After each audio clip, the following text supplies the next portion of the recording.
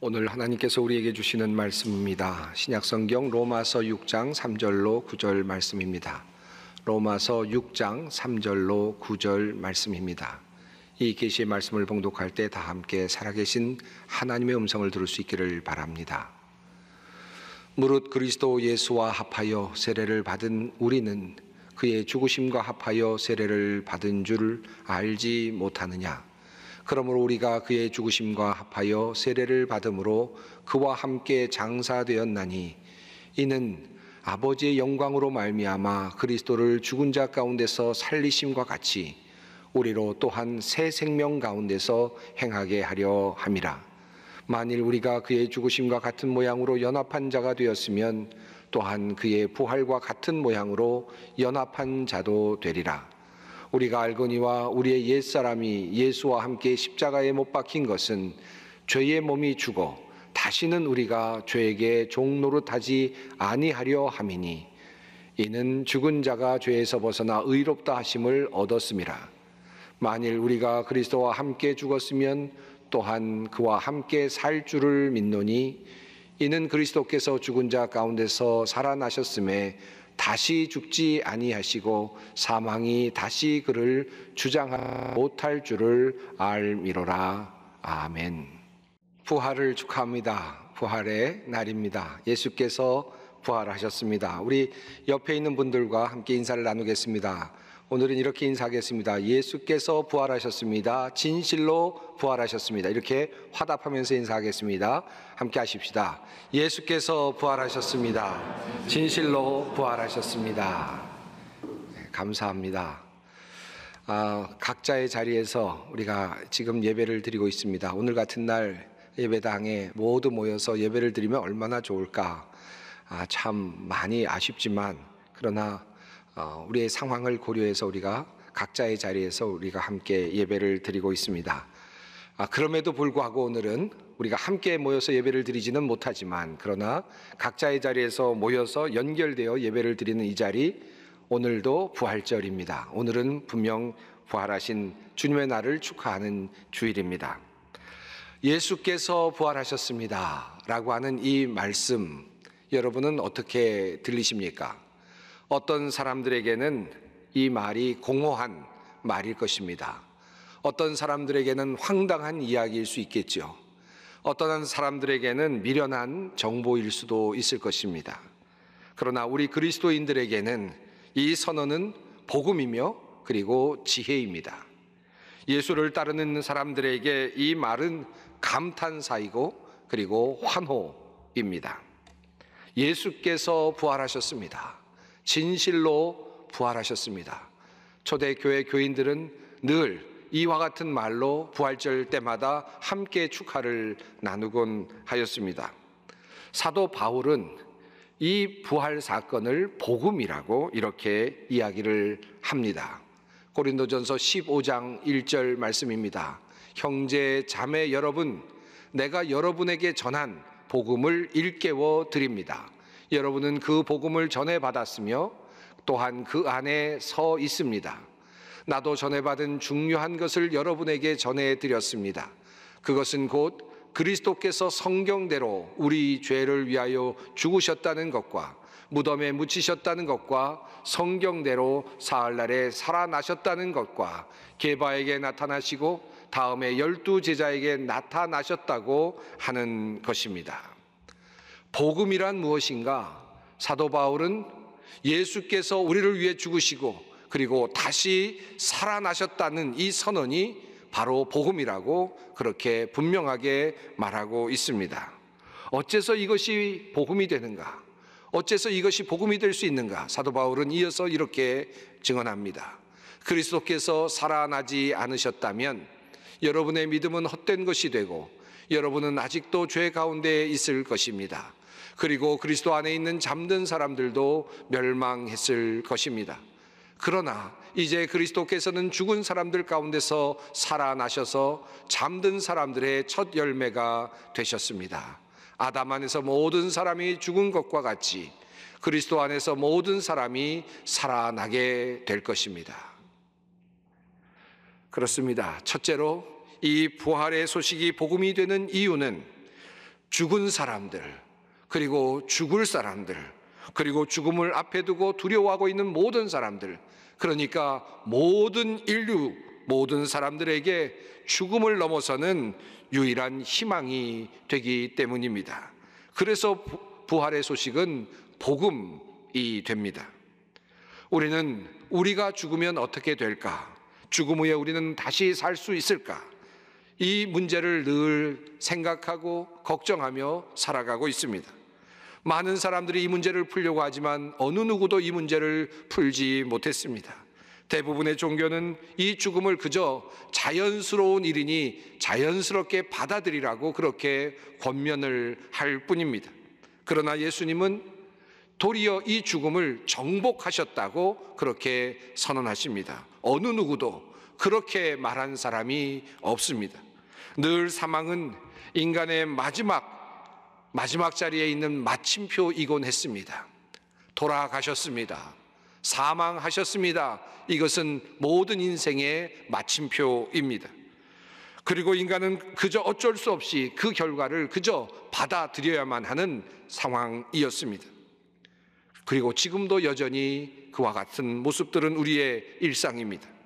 그런데 우리 하나님께서 죽은 예수를 무덤에서 다시 일으켜 세워주심으로, 부활케 하심으로 이것이 마지막이 아닌, 죽음이 마지막이 아닌 특별한 일이, 기적이 일어나게 되었습니다. 생명이 도리어 죽음을 삼키는 기적이 바로 부활입니다. 그래서 예수를 믿는 사람들에게 마지막은 죽음이 아닙니다. 예수를 믿고 있는 사람들에게 마지막은 죽음이 아니라 부활이요, 예수를 믿고 있는 사람들에게 마지막은 생명이 되는 것입니다. 그러므로 성경은 말합니다. 사망아, 너의 승리가 어디 있느냐? 사망아, 내가 쏘는 것이 어디에 있느냐? 예수 그리스도의 부활은 그것을 믿고 있는 모든 이들에게 죽음 앞에서 당당할 수 있도록 만들어 줍니다. 그래서 우리는 오늘 이렇게 선포합니다. 예수께서 부활하셨습니다. 죽음을 이기시고 부활하셨습니다. 진실로 부활하셨습니다. 이것은 우리에게 그러므로 복음입니다. 두 번째로 부활의 신앙이 우리에게 복음이 되는 이유가 있습니다. 그 이유는 이 부활의 사건이 이 세상에서 권력에 그리고 힘에 유린당하는 수많은 사람들, 늘 빼앗기고 억울한 일을 당하는 모든 사람들에게 소망을 주는 또 다른 단초이기 때문입니다. 앞서 말씀드린 대로 부활의 복음은 죽음이 생명에게 도리어 먹히게 되는 세상 질서의 역전의 소식입니다. 죽음이 생명에 삼켜지고 하나님의 힘이 죽음을 넘어서서 새로운 창조를 만들어내시는 역전의 소식이 바로 부활입니다. 예수 그리스도의 십자가는 권력의 남용과 군중들의 무지와 종교인들의 탐욕과 이기심으로 비록되었습니다. 그리고 세상의 질서는 여전히 그러한 사람들에 의해서 유지되는 듯 보입니다. 마치 세상의 질서는 예수를 십자가에 못 박고 그리고 죽이고 아무 일 없었다는 듯이 그렇게 태연하게 살아가는 듯 보입니다. 권력의 남용으로 희생을 당하는 사람들이 얼마나 많이 있습니까? 무지한 군중들로부터 살해를 당하고 모욕을 당하는 사람들이 얼마나 많이 있습니까? 얼마나 많은 사람들이 종교적인 이유로, 경제적인 이유로, 정치적인 이유로, 문화적인 이유로, 인종적인 이유로, 또 자신들과 조금 다르다는 이유로 살해를 당하고 죽임을 당하고 비난을 받습니까? 여전히 우리가 살아가고 있는 세상의 질서 속에는 때로는 억울한 일을 당하기도 하고, 때로는 매를 맞기도 하고, 때로는 괴로움을 당하기도 하는 일들이 비일비재합니다. 악의 세력에 힘없이 무너지기도 합니다. 두려움에 떨기도 합니다. 감쪽같이 살해를 당하기도 합니다. 아무도 주목하지 않는 실패자로 도태된 채 그렇게 이 세상에서 사라져가기도 합니다. 그러나 예수 그리스도의 부활은 이러한 악한 세상의 질서가 사탄의 세력이 결국 성공하지 못할 것임을 증명하고 있습니다. 부활은 이러한 잘못된 것 그리고 정의롭지 못한 것들이 모두 궁극적으로 마지막에 부끄럽게 드러나고 심판을 받을 것임을 우리에게 분명하게 알려주고 있습니다. 부활은 악한 사람들이 그리고 악한 세상이 사람들을 아무리 억울하게 죽여도 하나님께서 다시 살려내시고 또 다시 살려내신다는, 그리고 또 다시 살려내실 것이라고 하는 하나님의 의지의 표현입니다. 아벨 이후로 하나님은 억울하게 죽어간 사람들의 호소하는 소리를 들으셨습니다. 그들의 억울함과 원통함을 알고 계셨습니다. 그리고 그들을 위하여 예수 그리스도를 보내주시고 억울하게 죽어간, 그리고 이해할 수 없는 일로 희생되어간 수많은 사람들을 위로하십니다. 부활의 신앙은 그래서 역경을 감수하는 신앙이요, 역전의 신앙입니다. 부활의 신앙은 고통의 시간에도 절망하지 않는 신앙이며 억울한 순간에도 괴로워하거나 두려워하지 않는 신앙입니다. 이것이 바로 우리의 믿음입니다. 우리는 바로 이 믿음을 가지고 오늘 부활을 축하합니다. 자, 그렇다면 우리는 이 부활의 복음을 어떻게 우리 것으로 만들 수 있습니까? 우리 자신의 것으로 만들 수 있는가 하는 질문입니다. 그냥 부활은 이런 의미이다, 이런 가치가 있다, 이런 내용이다 라는 것을 아는 것만으로, 그렇게 숙지하는 것만으로 부활의 신앙을 우리는 가질 수 있는가 하는 질문입니다. 사실 2000여 년의 역사를 거쳐오면서 기독교의 신앙이 부활 신앙이라고 하는 사실은 세상 사람들도 많이 알고 있습니다.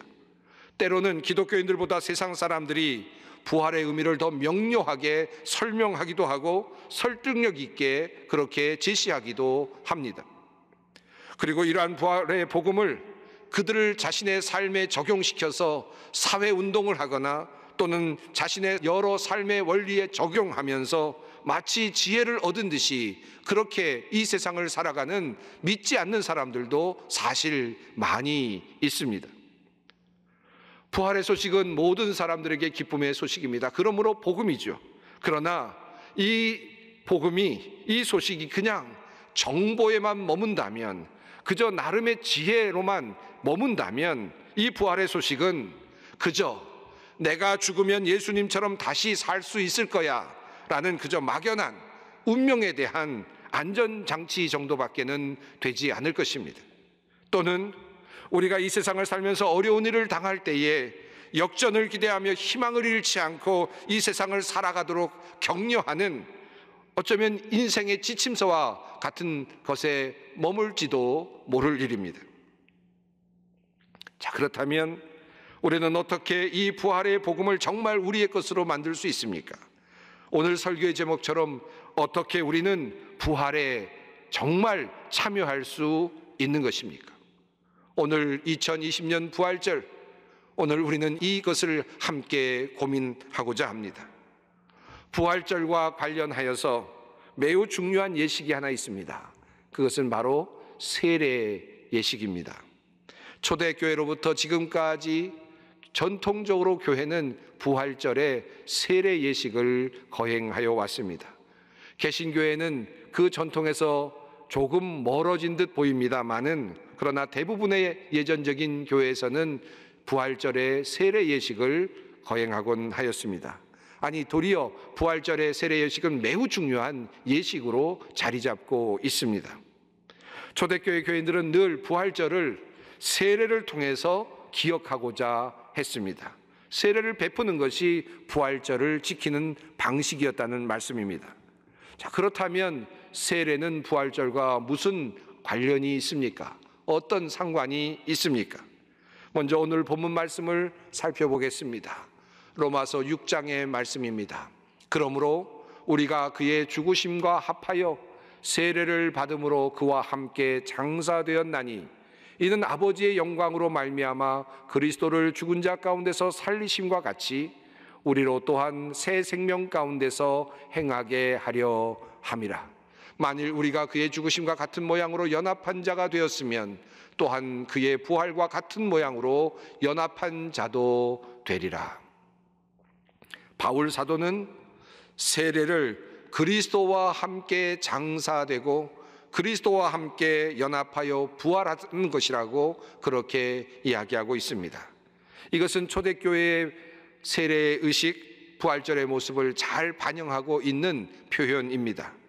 실제로 앞서 말씀드린 대로 부활절마다 교회는 세례를 베풉니다. 이날은 1년에서 가장 귀한 세례를 베푸는 날이 됩니다. 이렇게 부활절은 세례를 베푸는 것으로 그렇게 진행이 됩니다. 누가 세례를 받았을까요? 어떤 사람이 부활절에 세례를 받을 수 있었을까요? 히폴리투스의 사도 전승에 따르면 세례를 받는 사람은 이미 3년 전부터 세례를 받기 위해서 준비해온 사람들이었습니다. 자신의 직업을 바꾸기도 하고 적절하지 않은 직업이라면 그것을 그만두고 새로운 일을 찾고 자신의 삶을 조정하고 그렇게 자신의 삶을 그렇게 돌아보면서 3년여 동안 주님을 따르고 성경을 공부하고 기도의 삶을 살았던 사람들이 마침내 결단하고 세례의 자리로 나오게 됩니다. 사순절이 시작되는 제2의 수요일이 될 때 그 중에서 세례를 받을 사람들, 이제 준비할 사람들 명단을 정하게 됩니다. 선별하는 일을 하게 됩니다. 그리고 선별된 사람은 40일 동안 이제 또다시 극한 절제의 훈련을 받게 됩니다. 기도와 말씀, 구제와 다양한 일들을 감당하면서 40일을 보내게 됩니다. 그리고 마지막 고난주간이 되면 그들은 한 주일 동안 금식하며 예전을 거행합니다. 그리고 성도들도 함께 금식에 참여하게 됩니다. 부활절 새벽이 되어서 그들이 세례를 받게 됩니다. 그들은 물로 나아가게 되는데 그때는 모든 옷을 벗어버리고 그리고 모든 것을 버리고 세례탕을 향해 가게 됩니다. 한 걸음씩 한 걸음씩 내려가게 되면 물이 차올라옵니다. 그리고 완전히 자신이 잠기게 되었을 때 위로부터 음성이 들립니다. 내가 성부와 성자와 성령의 이름으로 세례를 주노라. 그리고 그 말씀과 더불어서 다시 이제 밖으로 한 걸음씩 한 걸음씩 올라서 가기 시작합니다. 자기 자신의 죄에 대하여 죽고 그리스도와 함께 부활하는 영적인 경험을 하는 것입니다. 이것이 바로 세례 예식이었습니다. 그리고 많은 사람들이 그곳에 함께하며 그것을 둘러싸고 함께 보며 부활의 증인으로서 세례를 함께 경험하곤 했습니다. 이것은 이 세례 예식은 언젠가 죽었을 때 언젠가는 다시 살아날 것이라고 하는 미래의 증표를 주는 뿐만이 아니었습니다. 동시에 현실 속에서 새로운 존재로 태어나는 의식이었습니다. 완전히 물에 들어갔다가 새로운 피조물로 다시 물 위로 올라오는 그 순간에 새로운 세례의 이름이 주어지고 흰 옷이 입혀지고 그리고 젖과 꿀이 그에게 공급됩니다. 새로운 존재의 탄생입니다. 초대교회 교인들은 늘 부활절마다 이렇게 새로운 존재의 탄생을 경험하곤 했습니다. 한 사람, 두 사람 세례반으로 들어가고 세례터로 들어가서 올라올 때마다 새로운 생명으로 탄생되는 모습을 보면서 자기 자신들이 탄생했던 새로운 피조물로 만들어졌던 그 시간을 기억하고 주님께 감사하곤 했습니다. 이것이 바로 초대교회의 부활주일입니다. 이렇듯 부활절에 참여한다는 것은 부활을 축하하거나 부활절 헌금을 내거나 미래의 죽음을 생각하면서 부활할 것을 믿고 감사하는 그런 행위 이상입니다. 예수님의 부활을 진정으로 기뻐하고 그 부활에 참여하고 부활을 축하하는 사람은 그분과 함께 십자가의 옛 자아를 죽이고 그리고 예수와 함께 새로운 존재로 태어나는 사람들입니다. 그것이 바로 부활에 참여하는 것입니다. 먼 훗날 내가 예수님과 함께 내가 죽은 다음에 부활할 것이다 라고 하는 믿음을 가지고 그것을 마음에 새기는 것, 그것 이상이라는 말씀입니다. 종말론적이 아니라 도리어 현실적이라는 말씀입니다. 부활신앙은 미래의 한 꼭지점에 있을 그 종말적 나의 삶의 사건을 생각하고 기다리는 것이 아니라 지금 여기 이곳에서부터 새로운 존재로, 희망을 주는 사람으로, 하나님을 위하여 사는 존재로 다시 태어나는 것을 의미합니다. 그러므로 거듭남이란 바로 이 새로운 부활의 또 다른 말이라고 할 수 있습니다. 우리는 부활절을 지내면서 지금까지 너무나도 개인적이고 그리고 때로는 내세지향적인 그런 관점에서 부활절을 보내온 것이 사실입니다. 나의 죽음에 대한 위안을 받고 그리고 죽은 이들, 보낸 이들, 가족의 죽음을 맞이한 이들에게 위안을 주는 정도로서 부활절을 보냈을 때가 참으로 많았습니다. 그러나 오늘 주님께서는 로마서 6장의 말씀을 통하여서 진정 우리가 가져야 할 부활의 신앙이 무엇인지를 잘 알려주십니다. 먼 미래의 나의 부활, 나의 죽음의 이후에 있을 부활을 넘어서서 예수 그리스도와 함께 내가 오늘 다시 새로운 존재로 태어나는, 새로운 존재로 거듭나는, 그것이 바로 진정한 부활의 신앙입니다. 세상 사람들은 부활을 원래의 모습으로 돌아가는 것, 그것으로 해석을 합니다. 운동선수가 부활을 했다 하면 과거에 가지고 있었던 그런 운동의 능력이나 그런 기능을 회복했다라는 말로 사용을 합니다. 회춘을 하거나 다시 젊어지거나 못하던 것을 다시 하게 되는 것을 부활했다라는 말로 그렇게 사용을 종종 합니다. 전성기로 복귀하는 것을 부활했다라는 말로 그렇게 표현을 합니다. 하지만 이 믿는 사람들이 사용하는 부활의 의미는 사실 다릅니다. 원래의 모습으로 돌아오는 것이 아닙니다. 그저 태어났던 인간의 모습으로 돌아오는 것이 아닙니다. 조금 더 착한 모습으로 돌아오는 것이 아닙니다. 원죄를 가지고 있었던 그 상태의 모습, 인간의 모습으로 돌아오는 것이 아닙니다. 육적인 모습, 자신의 죄된 자아를 예수 그리스도의 십자가 위에 모두 못을 받고 새로운 자아, 예수 그리스도의 성품으로, 예수 그리스도의 인격으로 다시 태어나는 것입니다. 바뀐 모습으로 다시 태어나는 것이 바로 부활입니다. 그러므로 갈라디아서 2장 20절 말씀은 우리에게 이렇게 증언합니다. 내가 그리스도와 함께 십자가에 못 박혔나니 그런즉 이제는 내가 사는 것이 아니요 오직 내 안에 그리스도께서 사시는 것이라. 이제 내가 육체 가운데 사는 것은 나를 사랑하사 나를 위하여 자기 자신을 버리신 하나님의 아들을 믿는 믿음 안에서 사는 것이라. 우리는 어떻게 부활에 참여하는가? 부활에 참여하는 것은 새로운 존재로 태어나는 것입니다. 나의 존재를 의의 도구로 그 성격을 바꾸는 것을 말합니다. 나의 힘으로가 아니라 하나님의 힘으로, 하나님의 은혜로, 하나님의 능력으로, 예수 그리스도의 능력으로, 부활하신 예수 그리스도의 그 능력으로 우리가 그 일에 참여하는 것입니다. 그러므로 사랑하는 성도 여러분, 2020년 부활절 바로 이날 하나님께서 우리에게 주시는 귀한 말씀을 마지막으로 경청하십시오. 그러므로 여러분은 여러분의 지체를 죄에 내맡겨서 불의의 연장이 되게 하지 마십시오.